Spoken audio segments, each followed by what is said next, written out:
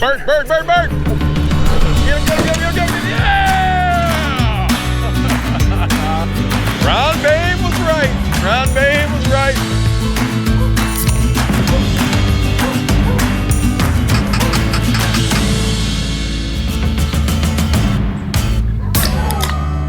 I'm feeling spry.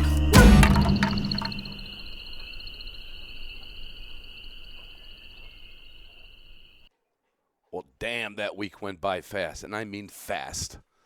You know what next weekend is? I'm not into like Hallmark holidays, and in my case, like when it's Mother's Day, I got to make sure I get something for my wife, even though she's not my mother. But that's kind of how it works, when you're married and especially when you have kids.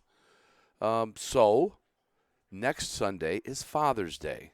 So what do you think I'm going to suggest to you? A list of fantastic things that you could get for the father in your life. How's that? You could start off with getting him Onyx Hunt. Get him the unlimited, nationwide, all 50 states can. Get him Onyx Hunt because he is going to need it for next season. Okay? And you can use the promo code HDP20 to do that for that special guy. Right. Now, you could also get that person for Father's Day a Gunner kennel. Sure you could. I mean, if you get the extra large one, you could put him in it if you needed to, because every once in a while we do sleep in the doghouse. And Gunner Kennels has bumpers, food bowls, cups, food bins, everything they make. You could find something in the Gunner lineup. And here's the deal. I'm working on this. I haven't got it done. Patreon patrons, that's a great idea. Get the father in your life a Patreon patron subscription to Hunting Dog Podcast. It's like the gift that keeps giving month after month. It's like $5 a month, $10 a month, whatever you want to do for your dear old dad. I would do that. But speaking of Patreon, Gunner Kennels has 10% off under kennels on Patreon. That's the only place. You will not hear 10% off anywhere. I think except maybe firemen and veterans. But that's like once a year. So you get that from Patreon. And okay, now you say my dad's already got Onyx and he's already got a Gunner kennel. I would say then go online and go to DU Supply and see what you can find for him on DU Supply's outlet, because they have everything the dog person could use for their dog, and especially they have the complete line of Garmin products, which if you really want to spoil your dad, if he does not have the newer Garmin Solar with the little mini flashlight, boy, that's a sweet gift for Father's Day. Look at that Garmin Instinct Solar. I'm telling you what, you will you'll make his face just lighten up. You may not want to get your father some Canine Athlete, but I would strongly suggest getting him some Wilderness Athlete, which comes from the same company. Like you could get him some Hydrate and Recover or Energy and Focus if your old man or the love of your life needs a little energy and focus or needs to hydrate better, or do his dogs need it? And he's just one of them guys that won't buy it on his own. Okay, you can get 25% off. All you listeners can get 25% off Canine Athlete with the promo code Canine Athlete off your first purchase. Now, you really want to spoil the old man? Get him a Mossberg. Now, if he's old like me, get him an old pump Mossberg. Say, Dad, you should be shooting a pump gun, because people your age, it's all they had. The only good guns were pump guns back in the day. And Mossberg made a gob of them. I got a really old one that a acquaintance friend of mine traded me for. I've got like a 1950-something or 1960-something, which is just a little younger than me, but it looks just as old as me. But it works just as good as me. So think about that for Father's Day. Boss Shot Shells, they just put an email out today about trying to lock in any of the copper-plated bismuth that they got left. Great idea for Father's Day. What a great idea. Now, if you're in the West Michigan area, especially Southwest Michigan area, I would say take your father to Watermark Brewery any day of the week. But especially on Father's Day, I'm sure they'll have drink specials. And you tell them that you're there because of the podcast, you can put a beer on my bill. There.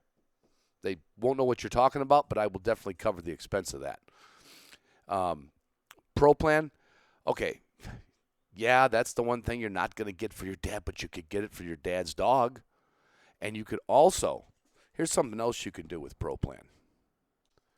And I'm thinking more with this is for, not, you younger people. Yeah, you're probably going to get something like a tie or some socks, okay? But I'm talking about the dads, the real dads like me, the ones that have been out there, maybe even granddads. They're probably not real tech savvy. So to help your dad, he feeds Purina Pro Plan. He does they do all the science. They take care of his dogs. Get your old man in the Purina Pro Club, in the rewards program. I used to do it before they were a sponsor. I used to cut out the weight circles on the bags. Well, now they got a program called the Purina Pro Club, okay? You can get Visa prepaid cards, merchandise, reward cards for other items, restaurants, hotels, travel. I'm telling you what, I used to get checks. I used to get like 10 checks at a time. Back in the day, it was like $7 a check because I would send in 700 pounds worth of weight circles. And it didn't take me too long to go through 700 pounds of food. It was more than once a year. And I would get all that back, and it would just like take the edge off. Or I'd get like a coat, or sometimes I would get a gift. Sometimes I would take the checks. So get your old man into the Purina Pro Club. How's that? See, we could still work this in. Now, probably the nicest thing you could do, because every dad makes breakfast, right? Every dad makes breakfast. That's our only specialty. I mean, a few dads have more specialties than me, but everybody makes breakfast. But you got everything in the world in that kitchen that your dad could possibly use for his wild game concoctions or his weekend breakfast that he's made for you for decades. You can go to the Walton's catalog and find anything. I mean, from a frying pan to a fillet knife, from a vacuum sealer to I couldn't think of anything that was with a V, but you know what I'm saying. Go to Walton's, and there you can use the promo code as a regular old listener, HTP10, HTP10. Yeah, Marshwear, you want to talk about a Father's Day gift? You can find everything from board shorts to surf shorts to hunting vest, hunting coats, hats. I got a pair of their overalls. They're like, I don't know how to describe them. They're the most comfortable overall I ever worn. I'm going to be wearing them this hunting season. You can go to Marshwear and save 15% with the promo code HTP15. Find something for your dad from the Marshwear catalog. And if you're doing this and you're just, well, there's a women's line in there. It's a complete women's line. So if you're having to do the shopping for the kids, buy yourself something, okay? You don't want to really spoil them. Now, this is spoil, okay? A pair of ArxisUSA.com rubber boots, okay? Jack Butler brought these in when Gumleaf went away, and he found a boot company from Sweden to take care of everything we need on wet days, on dewy days, on muddy days, on swampy days, on days we don't know what it's going to be when we go hiking and walking with the dogs or training or hunting or whatever. Yeah. So, really want to spoil them? I mean, any of these things would be a complete spoil. I still suggest that you get them a Patreon patron year membership, right? You could do it. You just put it on your credit card. It's $5 a month. You can remember to turn it off. Your dad will get all these discounts. They'll get bigger discounts on Marshwear, on Walton's, and on Canine Athlete. You'll get the Gunner Kennel discount if you're a Patreon member, and you get the Zoom rooms once a month. Say, hey, Dad, why don't you get in a Zoom room? Tell some stories. You're a funny guy. Get on with Ron and the crew. You got the Zoom rooms. You got the history of the dogs. You got a video album coming up. It's taken me forever. I'm sorry. I have not got it put together. I've got all the pictures from the beginning of my hunting career, and I'm trying to put a montage together. Well, me and montage didn't work. My daughter's been on vacation. She's going to have to help me get through it. But Patreon patrons are the only people who get that. They are regular listeners, but they're patrons of the show. And if you want to spoil your dad, there's something you could get him that's going to create work for him. Now, everything here is a convenience that I've mentioned. Onyx, Gunner, W, Garmin, Canine Athlete, Mossberg, Boss Shot Shells, Purina Pro Plan, Walton's, Marshwear, Arxis Boots. You want to give him a four-wheel camper? Now, that might be a little excessive. It's expensive, but boy, oh boy.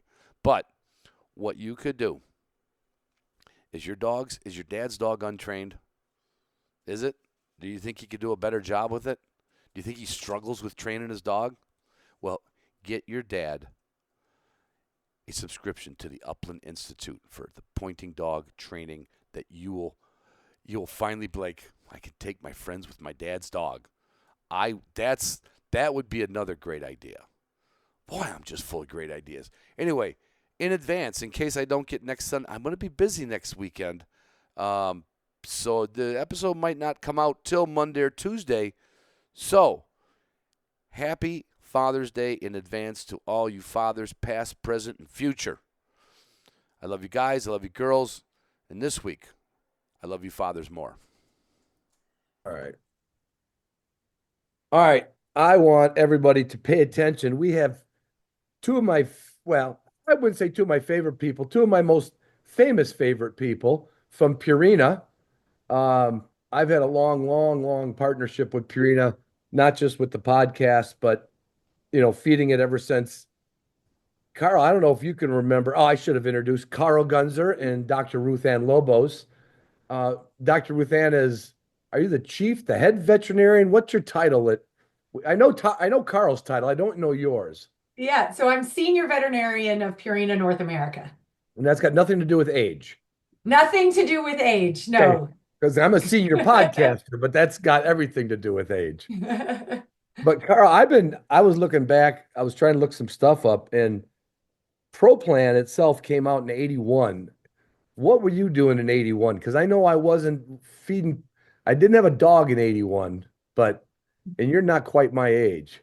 You're going back a long ways. I thought ProPlan, RuthAnn, help me here. I thought it was 86 that ProPlan actually was launched. Am I off, RuthAnn? I think it's 86 as well. I was just in elementary school, so I don't quite have a vivid memory of the launch of ProPlan. I hadn't quite started with the company yet. Well, that's why I should never trust AI on my computer, because that's what came up.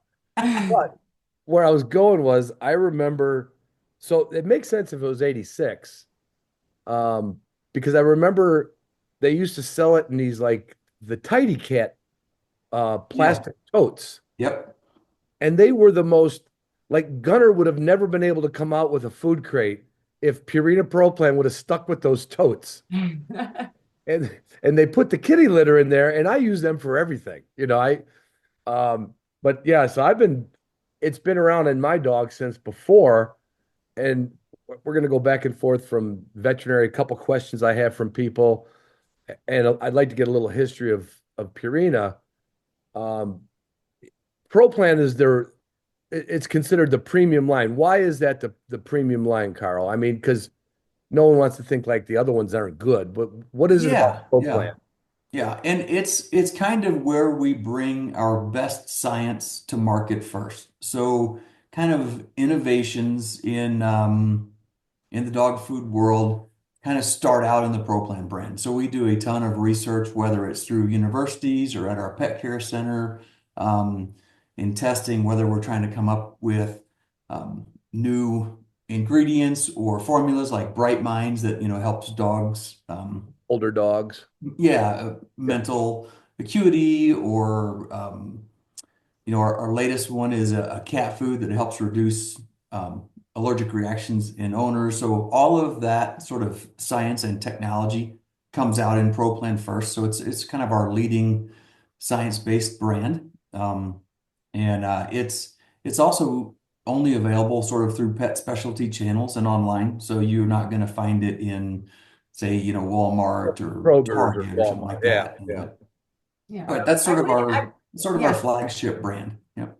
Yep. I would add to that they're, we use the same, I think there's a misperception that we use lower quality ingredients in our less expensive food, and it's the same chicken or the same salmon or the same rice that goes into ProPlan that goes into dog chow. But to Karl's point, it really is that more science forward brand, and so that is where you'll find more bells and whistles, more specialized nutrition. I think we're upwards of like 160 different formulas if you look at cat and dog, wet and dry food combined.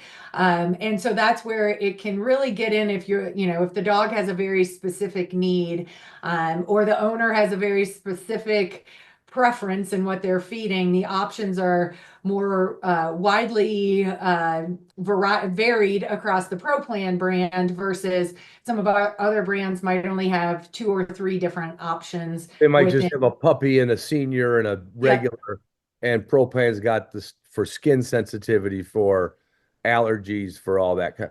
But you just Yep, said something exactly. about you guys are doing research on cat, like basically cat dander and the food to help them not, because a gazillion people are allergic to cats. Either that or they say they are. I don't know. Right. Yeah. Yeah. It's 1 in 5. The stat is 1 in 5 people globally are sensitive to cat allergens. So it's 20% of the population of adult human beings across the entire world.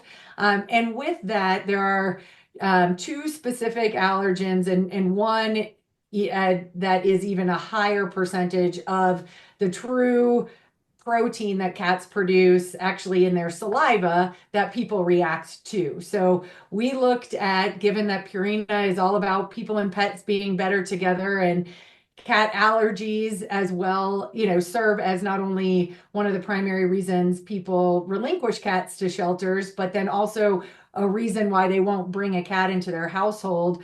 Our researchers looked at how can nutrition have an intervention in this process and allow either the cat to stay in the household or more people to have cats, come into their family situation. And I mean, it sounds like something out of some crazy sci-fi movie that we can neutralize that allergen in their saliva through food. By an average of 47%, knock that down. Wow. And it creates more opportunities for people to snuggle with their cats. It's wild. We're not going to judge snuggling with a cat. We're not going to Right, judge. right. Cats will You a cat smother guy, you. Ron? What's that? Are you a cat guy? No, I'm not an anti-cat guy. My problem is I had German wire hairs back in the day. Right. And So they're anti-cat. they were the anti-cat part of this family. My daughter did have one growing up, took it with her to college and back and forth from apartment and stuff to when she finally got married. So it kept coming back home. And I actually like that cat. I mean, it would come up. The only problem is it's like they don't have a sense of, they either don't come around people or they think they can lay on your face. They have no boundaries. Right. Cats have Like, no- you can't give them like the down command. They don't quite get the down command, Or place. but yeah, I've had to stay away from cats just because of, but now I've got a cat friendly kennel, so I'm in pretty good shape. But that's great. Now, is there anything in the dog world with that allergen too, or is that just something? Yeah, so people do have allergies to cats. And the thing with the dogs that's different from the cats is they produce 12 different proteins in their saliva that people react to. And there's not a super common one that like there is in the cat. So the one in the cat is called fel D1 for feline, is where the fel comes from, and that's the main one that people react to. In Right. cats, I mean, in dogs, it's kind of spread across the entire 12 different ones that they produce. So Right. it's much harder to really target that with nutrition, and that coupled with the frequency of dog of human sensitive to dog allergens is much lower Yeah. than it is for the reaction to cats. Yeah. So that's why we haven't necessarily pursued that with a whole lot of rigor. And, and the dogs don't lick themselves as much as the cats. You know what I mean? The cats groom Yeah. all day and get that saliva on their fur, and then their Yeah. fur, I never, gets in yeah, the I never even hair. thought And about that. so, They spend the day licking themselves. Yeah, they're yeah, like a duck Yeah, trying to waterproof its feathers. yep, yep. exactly. There's a mystery solved for all you cat lovers out there. Shameless plug. Shameless plug, Live exactly. clear. Yeah, live clear.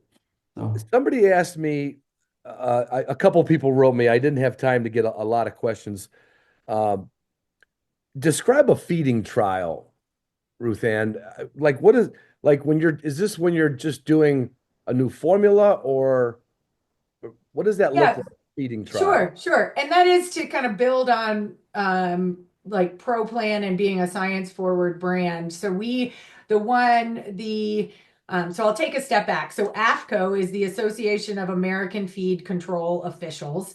They set guidelines and protocols for establishing nutrient profiles for different both cat and dog species, as well as then different life stages. So the life stages that are recognized by AFCO and the pet food industry are growth, maintenance, and then gestation, lactation, and then supplemental feeding only. So supplemental feeding only would be things like treats or, a lot of people will put on like toppers. So like some sort of sauce or something like that. Yeah. So that's going to have that supplemental feeding. And then there's two ways to get that AFCO statement on a bag of food. You can either do it as formulated to meat. So that means you take your formula, you stick it in an analyzer. That analyzer puts out a reading that says it's this percent protein, it's this percent fat, it's this percent calcium, phosphorus, blah, blah, blah. It goes down the list. And then it says, based on this nutrient profile, this food is formulated to meet the nutritional requirements for a puppy. So that's kind of like the quick and dirty way to get that AFCO statement on the back of the bag is by, that formulated to meat.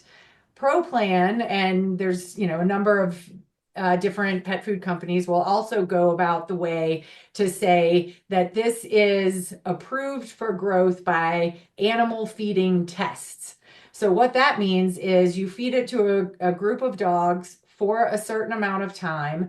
And so, for example, if we're going for a growth claim, so we're looking to develop a puppy food, or we have developed this puppy food and we want to make sure it's complete and balanced for puppies and that we have somebody to verify that's outside of our organization.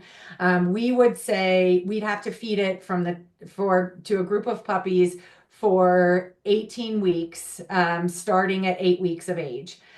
For a maintenance claim, it's a 6-month study. And then throughout this study, AFCO has a protocol set up that says at this time, you need to do weekly weight checks on these guys. You need to do chemistry panels. You need to do digestibility studies all throughout. So they have a whole protocol that you have to follow throughout this entire study to make sure that the food is actually performing well and meeting the nutritional needs of the targeted animal at the targeted age that you're going for. And then there's, if you look at, for example, a lot of your listeners probably feed, or at least I hope they do, feed ProPlan Sport 30/20. So that one has an all life stages claim on it. So it is based on animal feeding tests approved for all life stages, which basically means we had to feed it to the puppies for the growth trial. You have to feed it to adult dogs for 6 months. Then you also have to feed it during gestation and lactation of that bitch. So that formula has to be able to meet all of those nutritional needs. And I would say that, gestation and lactation are probably the most energy and nutrient demanding stages of a dog's life. So it has been through the ringer to be able to get that statement on the back of the bag. So so the trial could be very, very lengthy, literally scientists and blood work being drawn and all that. It sounds like we're trying to get a vaccine made the way this sounds. It sounds like a heck of an obstacle course you guys got to, or not obstacle course, but a lot of hoops. Yes. Yeah. And they both aspects have their pluses and minuses. As a veterinarian, what I love about the feeding test side of things is that I know first and foremost that the dog is going to eat it because you could have all the most amazing superfood ingredients into a kibble or a can. And if the dog doesn't eat it, it doesn't really matter. So at least I know, okay, the dog's going to eat it. And then secondly, it lets me know how really digestible it is because we're looking at what comes out the backside. And every ingredient in a bag of Pro Plan has a purpose for why we put it in there. And that by doing those feeding tests, it really helps us to understand how those ingredients are providing the nutrients and how those nutrients are interacting with the body and what little comes out the backside. You made me think of something that I wanted to get to later.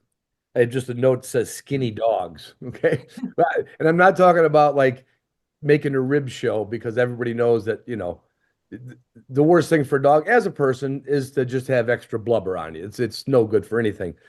But Karl, you've had back in the day, you ran a lot of Labradors, right? Back in the day. Yep. Yep. Did you ever hit those tailgate conversations where like, I got this dog and I can't put any weight on him?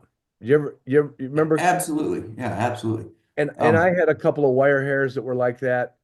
And I always find that and I still hear this, from a Wednesday night training every once in a while, like, oh, change dog foods. And I went from like, I didn't have a lot of school sense. My grade point average wasn't high, but my dad always said your common sense level was pretty good. Yeah. I mean, there's kids, so this is going to go back to RuthAnn. There's kids that are just like almost abnormally skinny when they're little. Like they're just ribby, their knees, and then they get older. And is that something do you think is because dogs are so much like us from us having them for 20,000 years? Is there such a thing as just a dog being skinny just because, and then he just matures? I mean, or is it time to check dog food, you know?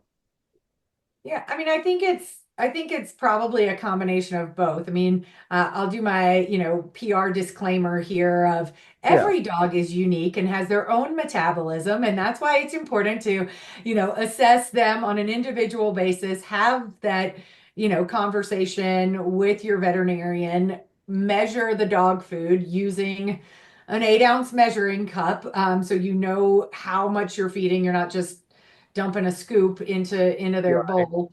But that said, certainly there's going to be different pet foods that have different digestibilities to them, and so that's another kind of thing that I love about our company is we do digestibility studies. So if you want that information on a specific formula that you're feeding, either you or your veterinarian, call up Purina and we can get that information to you. But the other thing is, besides their metabolism, which there will be high burners. I mean, I'll use my own little 10-year-old son as an example. I mean, his whole life he has been in the 97th percentile for height and like the 20th percentile for weight. So he's this That's a like skinny little little string kid. bean. Yeah. And there are days where I'm like, oh my God, like you literally just sat down and ate like a college football player's worth of calories. Like, where is Yeah. it going? He's just a little hummingbird. So there will be that, individuality in their metabolism. But then I also start to kind of try to go one layer deeper as far as like what's the environment they're in, and Karl can probably weigh in on this too with all the dogs he's trained. Are they a nervous dog? And so you've got them in the kennel and they're just like, they're pacing all day long, or, they're just very jittery. And so that will ramp up their metabolism and their energy burn too. So can we modify their environment to help to keep them a little bit calmer when they're not working so they're not, burning through calories like that? I never thought about that. You made me think of the couple dogs I had a long time ago, and I've seen dogs that literally just pace circles. Pacers. Yeah. Yeah, and that's got to be just I would say that's a dog I don't want to own, but it's also maybe a dog that somebody didn't do the right thing with. I mean, when people think of like labs, until I got, into the bird dog world, I just thought all labs lived on a lake, right? I mean, I didn't know about the field trial. This is 40 years ago. Yeah. I'm sure there's been great field trial labs, but I always thought they were just like standard issue, like they came out like a cookie cutter. So with those variances, you'd see that in the field trial world too, Yeah. Yeah. calm and the not calm. Absolutely. And maybe a little build on what Ruth Ann was saying, I bird hunted past winter, I usually go every year with Ronnie Smith and Steve Snell from Gun Dog Supply. I think you know those guys. And Steve had a dog that was pretty skinny, and he said, yeah, his dad was skinny, and his dad's dad was skinny, and they're all that way. They're just a Yeah. ribby dog, and they're lean, and they're always hard to keep weight on. But there's certainly strategies to help. RuthAnn hit a great one, is those kennel pacers that are just active all the time in their kennels. Crate them at night, do things like that just to calm them down so they're not barking, not carrying on. But earlier you said common sense. I think that's a great word. Sometimes that's not so common, right? People will look at a bag of food and they'll say, oh, it says, he's whatever, 50 pounds, and the recommended daily feeding is, 2.25 cups. Okay, well, he's losing weight. Well, those feeding guidelines are made for the 90 million dogs out there, Right. and if you cut down to the few million hunting dog, bird dogs that are active, hard running, that also tend to be skinny, Mm. they could easily need twice the calories of that. And so Yeah. you're never going to get there. People call me and say, hey, my dog's skinny. What are you feeding him? 3 cups. Well, feed him 4 cups. Well, it says three. Well, Yeah. maybe you got to feed him 5 cups. You Maybe you just got a have to dog do. like RuthAnn's son. You got to feed him more. Right, right. And there is a point of diminishing returns on those. Like Yeah. if you always have the dog's stomach full, or you're feeding too much, they can only eat so much in one feeding. But there's some pretty good strategies, either, usually for the labs, if I was more than 4 cups a day, I'd split it. I'd do maybe 2 cups in the morning and Yeah. make sure I didn't work that dog, first thing.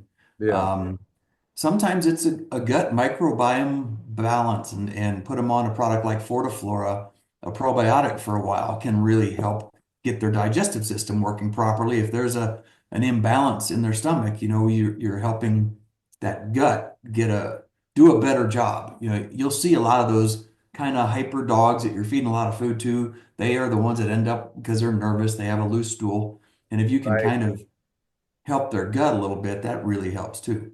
Yeah. When RuthAnn said digestibility, and I know this is going to be a softball question and a little gross. Does the dog turd go back on the microscope to see digestibility?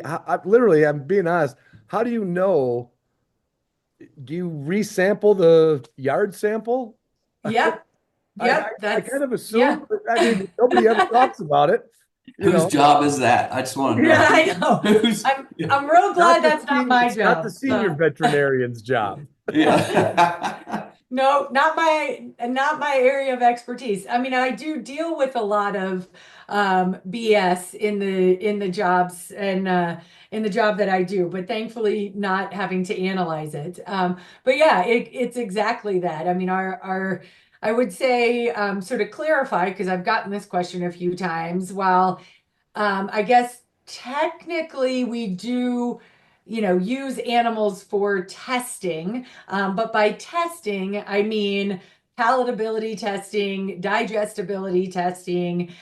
We look at, how nutrition can play interventions in behavior and joint health and things like that. Nothing at Purina that we do from a research standpoint, both internally or funding externally, do we ever put the health of the animal any lower than health and safety of the animal any lower than absolutely number one priority. So we don't do any invasive or terminal studies or anything like that. So our researchers do spend a lot of time looking at both urine and feces of dogs and cats, and even to the extent of we have developed a fecal score chart. So we give that out to veterinarians. If people are interested, they can go to purinainstitute.com and print out their own copy of their fecal score chart and have that. And I think it was They got like that one.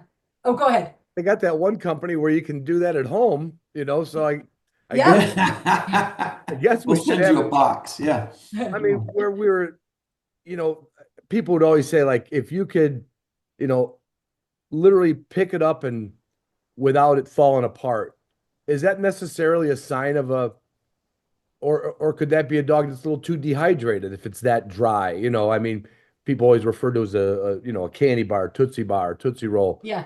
But there's other ones like I've had dogs that their whole lives, it's never been that. It's never been that, you know, fossilized poop when it comes out.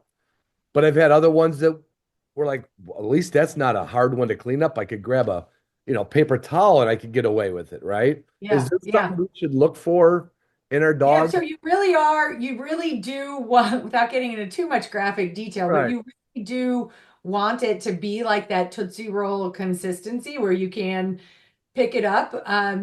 It's kind of like I think our researchers were being a little cheeky the day that they designed the fecal score chart because based on that, you are looking for a number two for your number two of Right. your dog.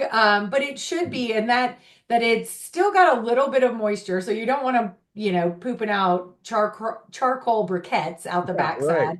backside. But it should stick together firmly like a Tootsie Roll and be able to be picked up without little residue left on the ground. And the way that our researchers developed that was looking at, okay, the moisture content, making sure they're keeping enough moisture in their bodies and not dumping so much into the GI tract, which they will have to do if they're not digesting and absorbing the nutrients or the formula is out of balance with the amount of fiber and fat and things like that. Mhm. And then it also again lets us know they're using the majority of the nutrients from the ingredients that we're putting into that formula. Sounds like I'm in high school in biology again. I got to start like, oh, she's gonna go over my head here. No, so far I'm able to track. So far, don't bring it up to a higher level of science. Bring it down to Carl and I's level a little bit. Hey, one build on Ruth Ann's comment from earlier. We it just so happens we were recently out at the pet care center, and before Ruth Ann saying that nothing's invasive or sort of a testing. There's nothing done that wouldn't be done at the vet. People also sometimes wonder when we say we're doing these feeding trials. It's like, wait a minute, they're testing this food out. Well, before we do the feeding trial, we already formulate it to meet AFCO standards. So we've already met that hurdle that a lot of companies consider the final step, right? So we've formulated it to meet the AFCO standard as our baseline. Then we go ahead and feed it and run it through all that rigor. So Right. it's not like, we're feeding a diet and going, oh, well, they didn't do very good on that one. Well, no, they're already formulated to meet Yeah. AFCO standards. Yeah. Um, and I think it's important, some of the testing we do. I was actually sitting with one of our scientists at this meeting, and he was talking about we've done a lot lately in the supplement space. We have a joint care supplement, and we're working on some different ones. And he was telling me he was so surprised because I'd asked him about a particular ingredient that's sort of a well-known, everybody's talking about this ingredient. And he said, yeah, he said, I formulated a joint supplement with that. And I thought it was going to be the best thing ever. Like it looked like this was going to be awesome. And then we ran it through all the testing and it didn't do any better than the control groups. So there, we had a board certified nutritionist develop a supplement for joint health that looked great on paper, but after running it through all of the studies in our um, pet care center, killed the product. So just because something looks good on paper doesn't always mean it works. I mean, you can take all of that science and try to interpret it and build a product, but that doesn't mean it always works in the dog. That's got to probably be repeated a lot throughout the year. I mean, as much research is done, you Yeah. guys probably go like, well, that wasn't worth it. Yeah. Yeah. But Yeah. but the fact that you're doing it, I mean, it's like, are there like, and this is another kind of a softball question, I imagine for both of you.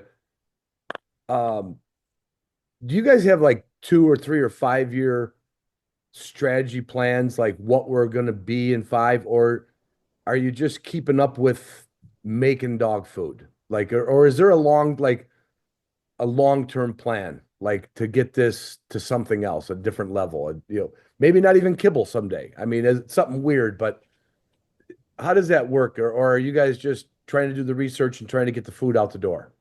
Let me take the easy part and then I'll give the hard Yeah. part to Ruth Ann. Okay. So, so there's two ways that new products come to market, sort of two different chains. And as we've talked, it takes a long time, right? Because of the research and all that. It's, we're a minimum of a couple years, but oftentimes it's more. So new products either come through R&D, research and development for things like that Live Clear that we're talking about, that cat allergen reducing deal. And that took probably 10, 12 years to come to market with that product, to try and, figure it out, to make it work, test it, and then say, hey, then we've got to be able to make a claim that we can put on a bag that has to go through, legal and potentially FDA review. So that's the one chain, and that's what I call sort of the big wins, sort of the groundbreaking stuff.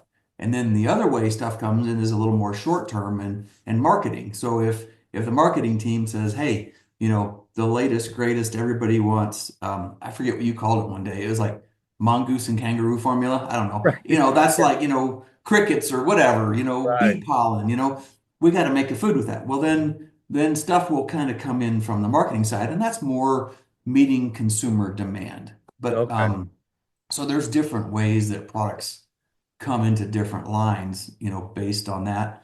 But yeah, there's tons of rigor that goes into long-term stuff. Frankly, now you see all of these fresh products that are coming out. Yeah. We've looked at that for years. I would just say that we've never developed a product that we say, hey, this is the standard of I guess that's this is kind of our where I was standard and going, what that we want. Yeah. So because I did have another person, the question, and I'm not going to read the question, but they wanted a little definition on fresh and then raw. And I'm in layman's term, I would assume if I'm seeing a commercial on fresh pets or fresh food, that's got to be some kind of tested food.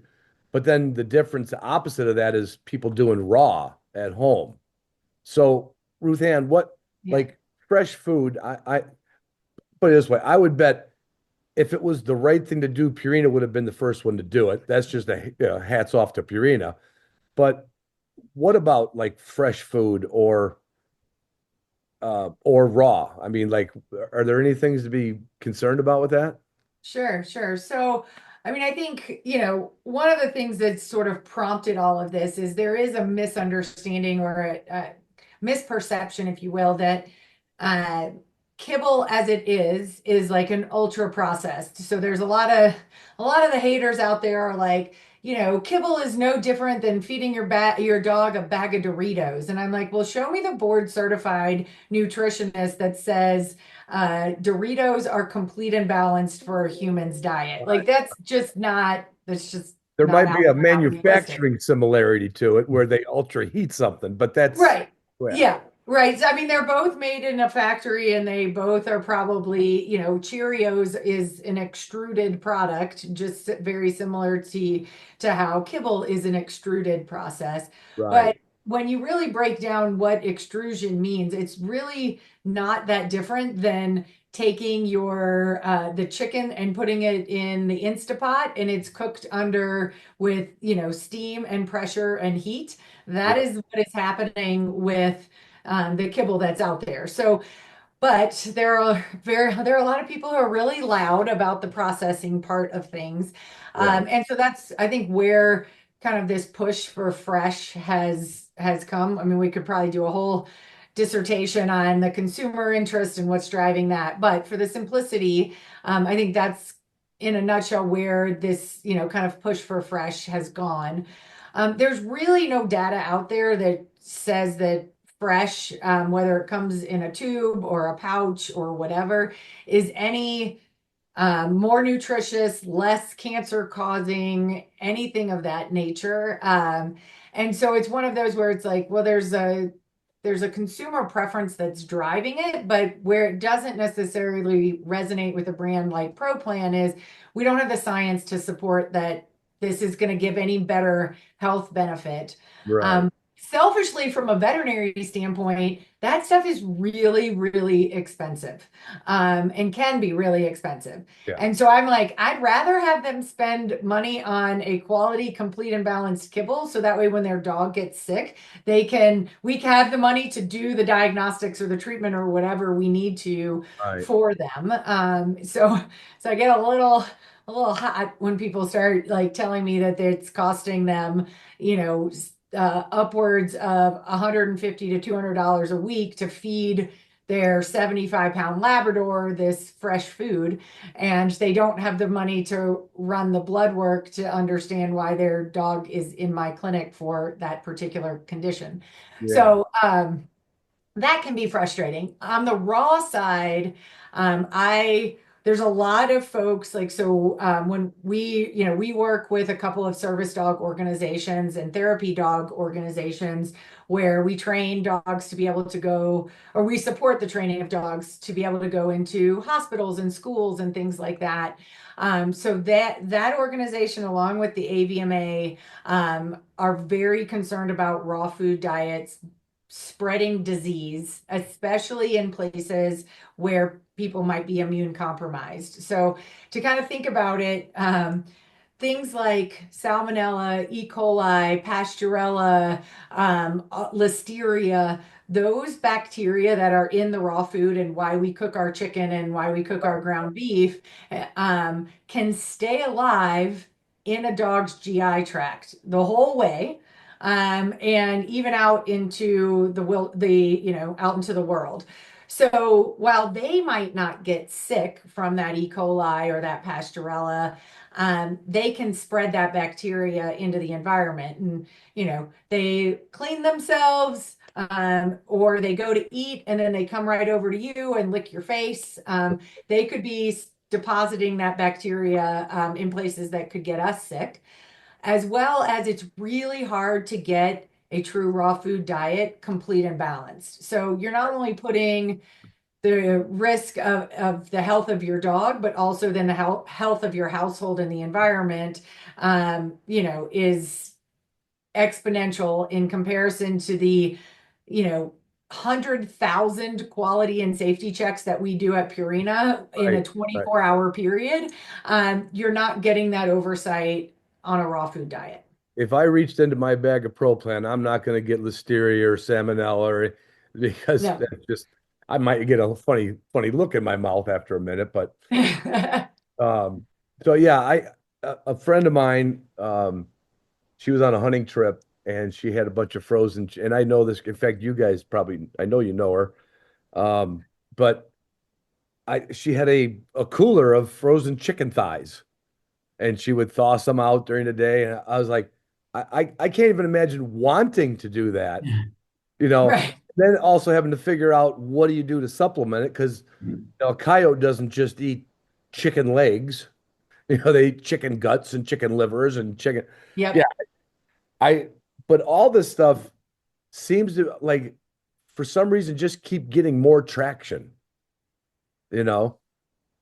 I don't see it so much in other than with my one friend. I don't see it so much in a sport. Do you see it in the sporting dog world, Karl? No, no, very, very little, very Right. little.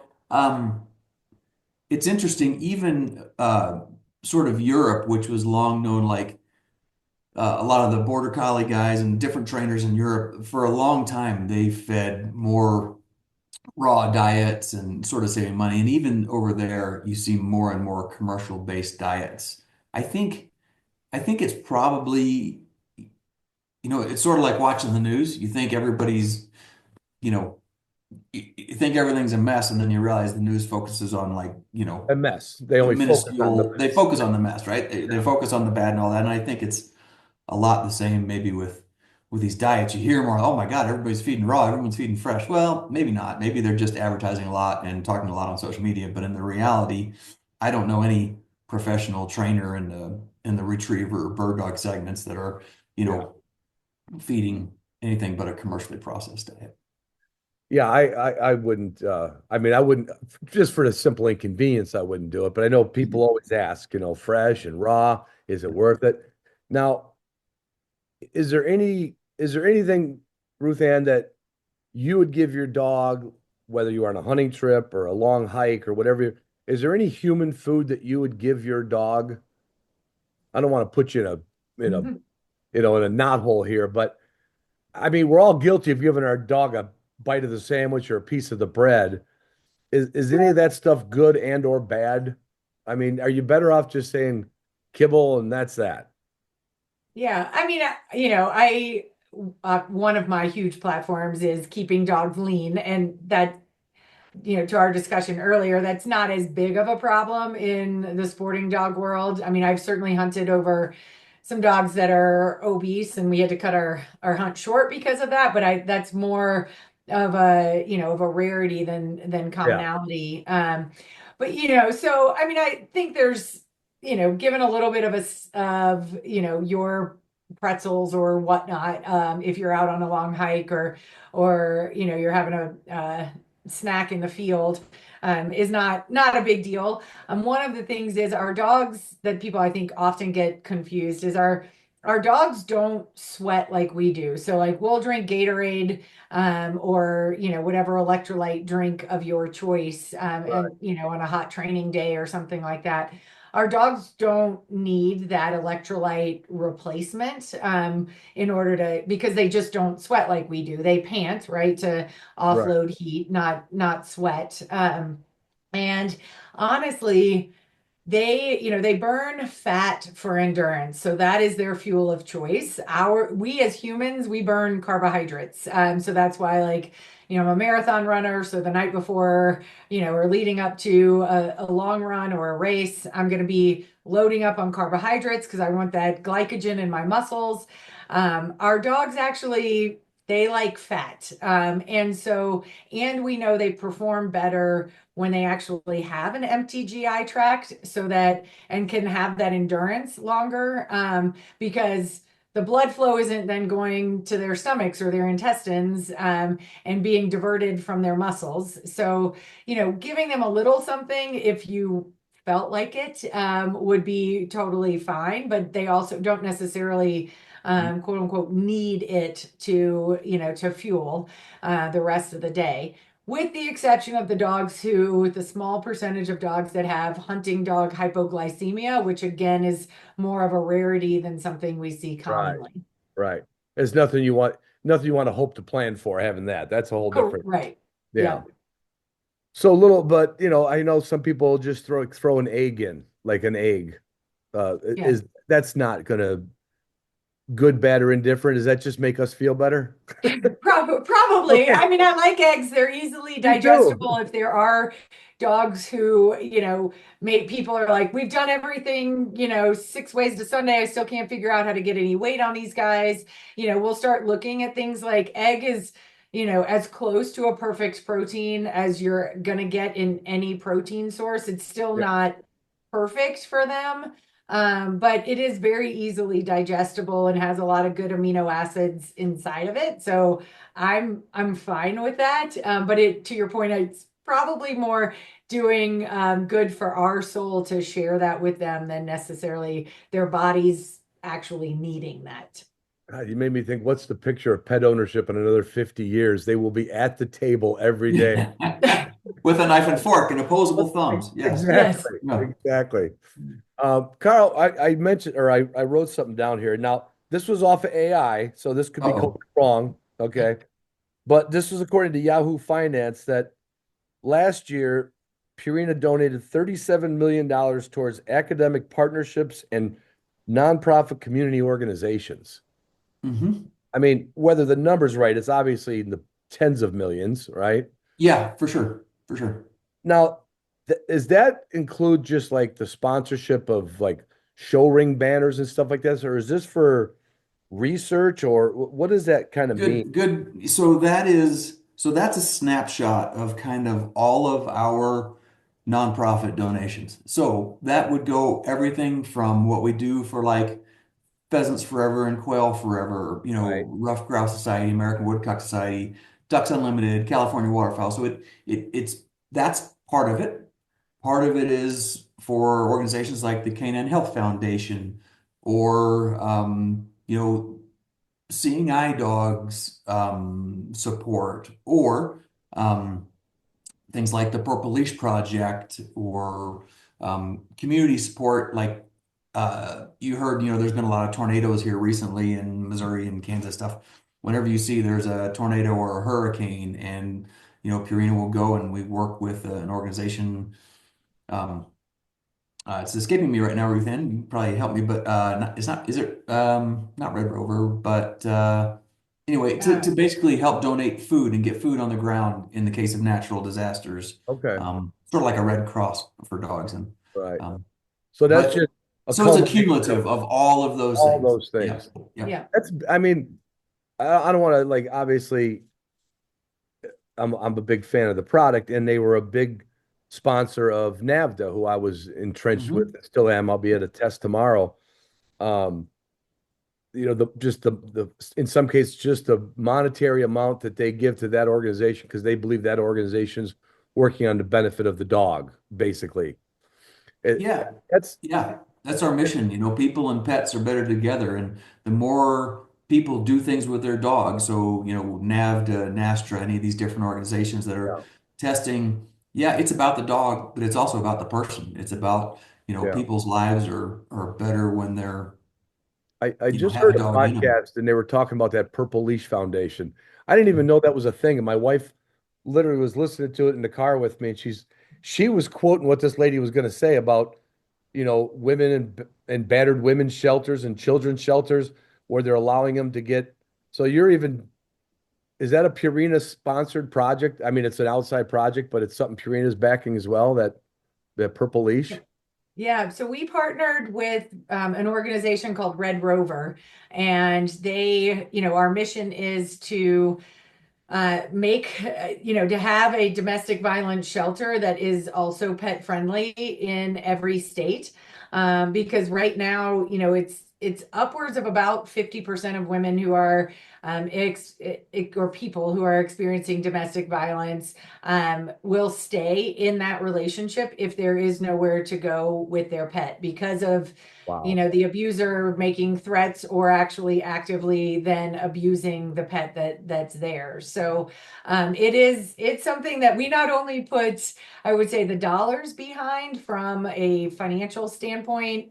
I'm based here in Boulder, and the domestic violence shelter here actually applied for a grant because there's a bunch of steps. We want to make sure they have a veterinarian, a local veterinarian they're working with, that they have also a shelter in the area for a pet shelter in the area that they're working with as well, and they've got to have several things in place. But we went and I spent 5 days, helping rip out carpet and, haul luxury vinyl tile upstairs and paint bathrooms and clean toilets and things like that to help to renovate the shelter. So then it could be, made pet friendly. And we put in dog parks and all of that so that these people have a safe place to start their new life with, both for their own selves as well as for their pets.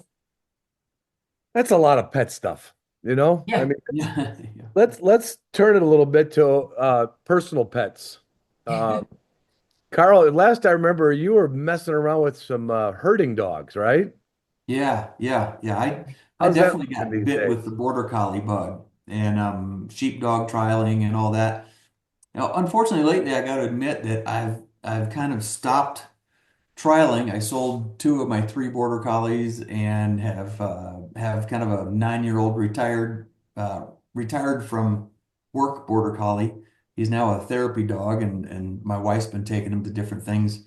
But so that's sort of my main dog, and kind of what I've been doing with animals lately is more messing with the horses. So I've started competing and reining and doing more horse stuff.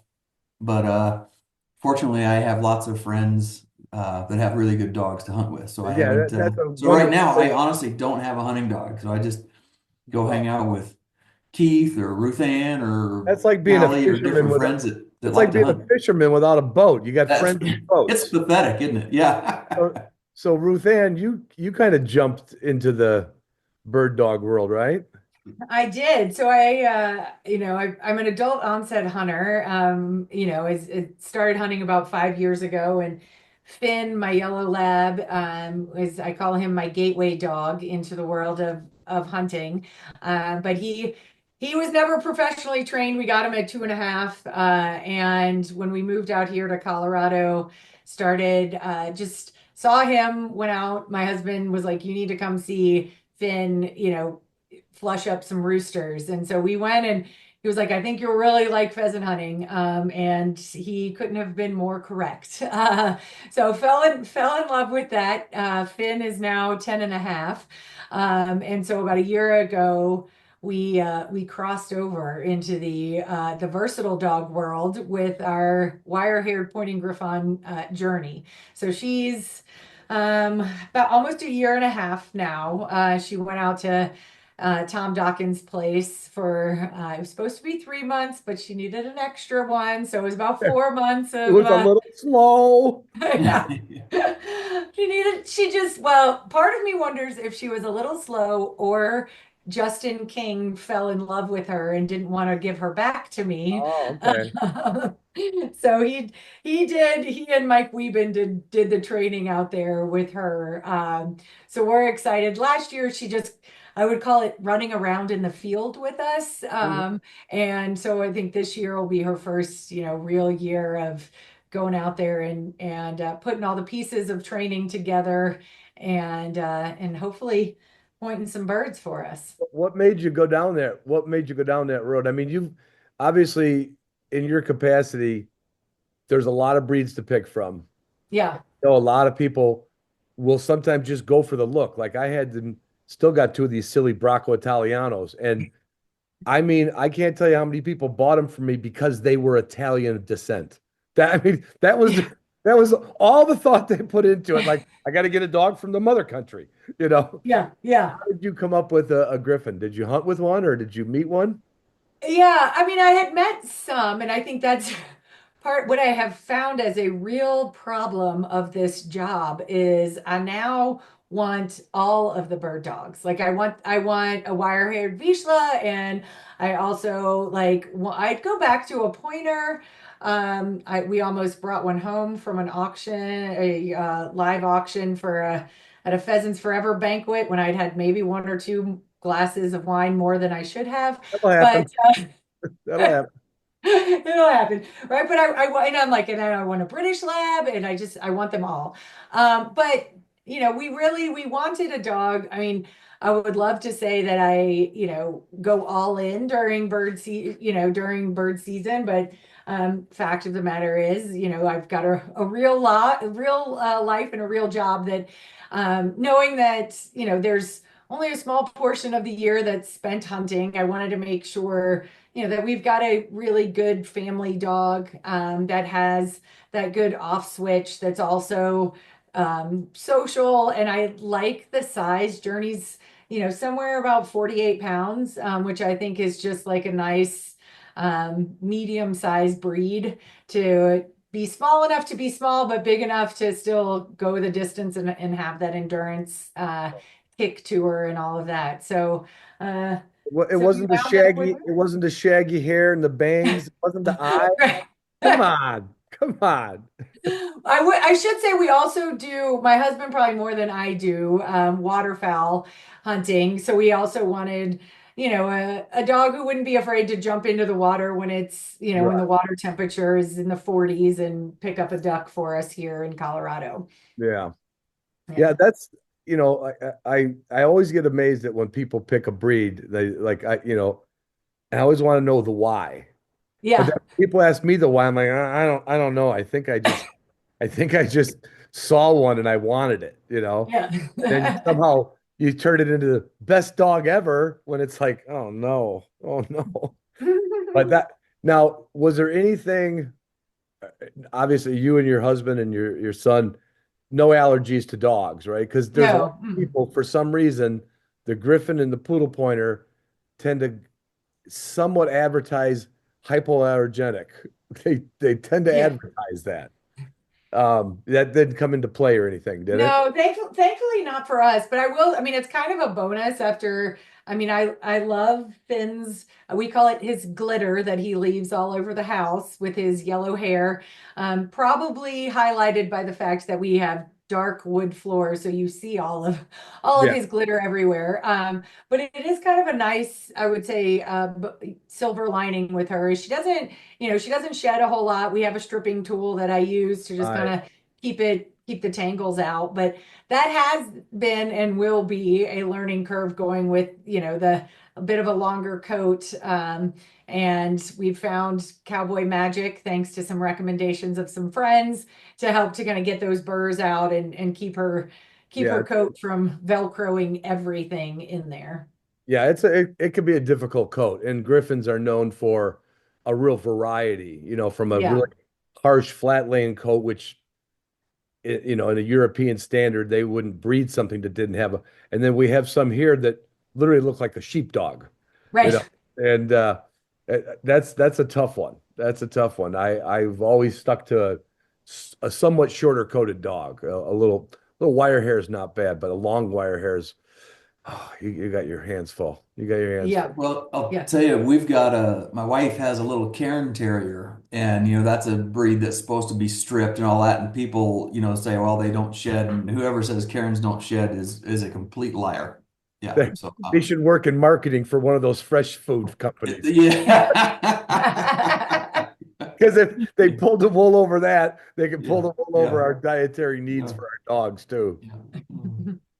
Anything else? Anything new and anything new coming up, or any events coming up? Whether it's habitat, I know you guys, Karl, did a really big project with PF last year. Anything on the forefront there?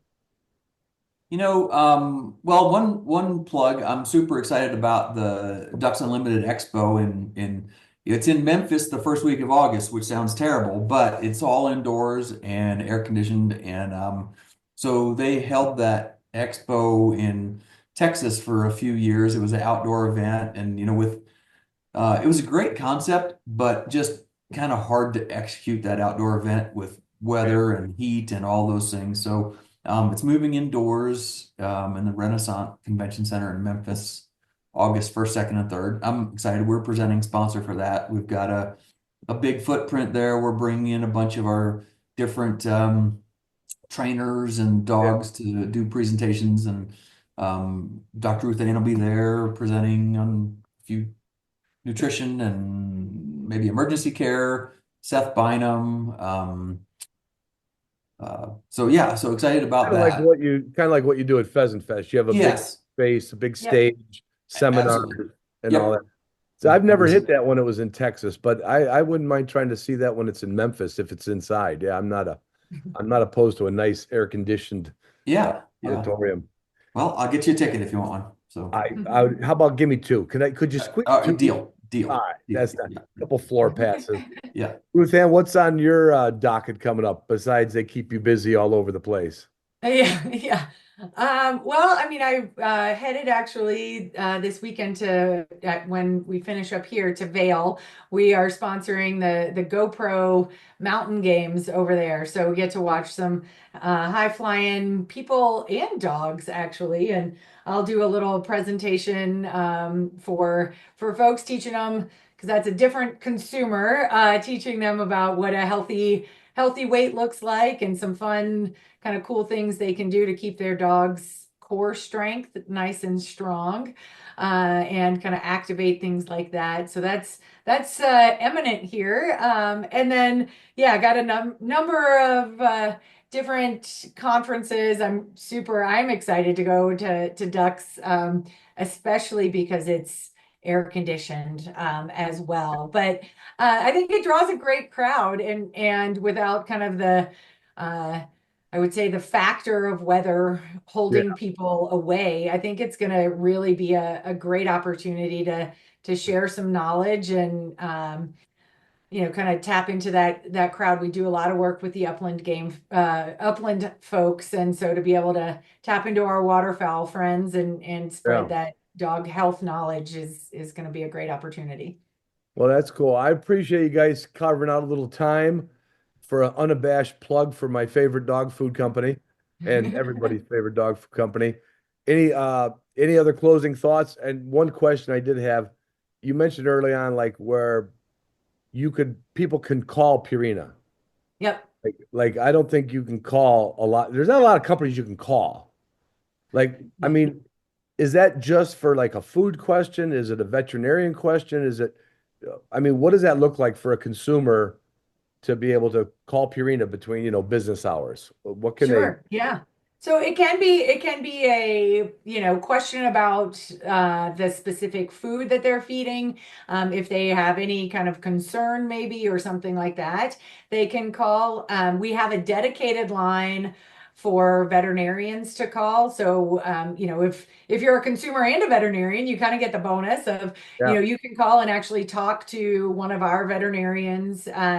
As well, and we build a case for whatever, for your dog or your cat, and you can consult with a boarded veterinary nutritionist Wow. and all of that. So if it's something super technical from a pet health perspective that you as a everyday consumer are looking, we really try to encourage, mainly because we may not be getting all the information that we need about the health condition you're inquiring about. We really encourage you to go through your veterinarian and have your veterinarian talk to us. But if it's anything else related, I would say our consumer affairs department is top notch, probably best in the industry, Yeah. in really helping to answer whatever question that the consumer has.